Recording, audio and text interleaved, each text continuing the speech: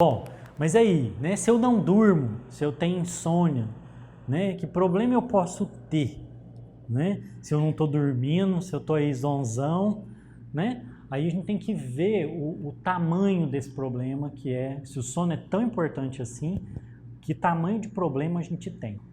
De 30% a 50% da população tem sintomas de insônia.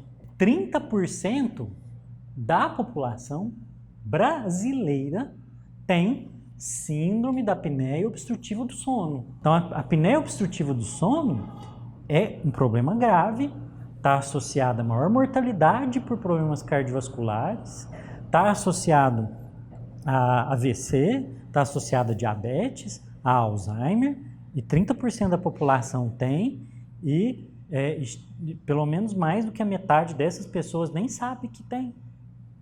Né? Elas não têm o diagnóstico. É o cara que ronca, né? Que ronca intenso, ronca forte, tem sonolência durante o dia, mas não tem o diagnóstico. Tem outra alteração aqui, né? Que é, na verdade, uma das que preocupa mais na medicina do estilo de vida. É a síndrome da deficiência de sono induzida por comportamento.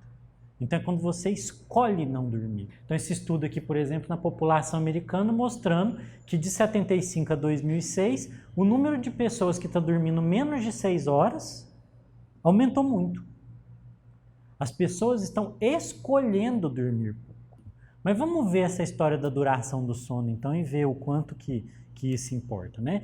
Então, esse cara fez mais ou menos a mesma coisa que os nossos amigos da carne vermelha, da verdura, das nozes e tal. Ele foi atrás dos estudos e foi olhar qual a relação que existia do quanto eu dormia com o quanto eu morria ou não morria.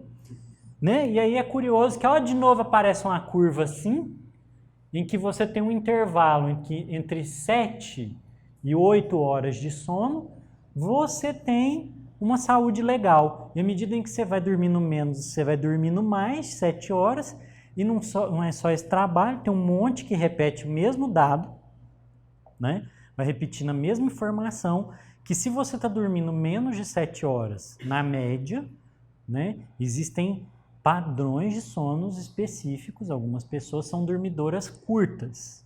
Então, tem gente que nasceu com o gene para dormir pouco e vigiar a tribo. Tem gente que nasceu com isso. E tem gente que nasceu com o gene para dormir muito. Então, tem essa coisa específica. Assim como no nosso ciclo circadiano, né, que é o relógio do corpo, você tem pessoas que são vespertinas, aquelas que sentem um pico de energia, né, à tarde, estão estourando à tarde, e aquelas são matutinas que, nossa, a pilha está ligada 5 da manhã mesmo.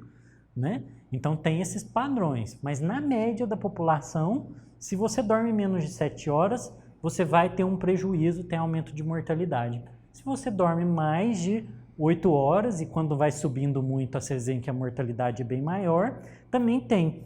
Aqui a gente tem que fazer uma observação, né? O sujeito está dormindo muito só porque ele dorme muito, ou ele está dormindo muito porque o sono dele não presta?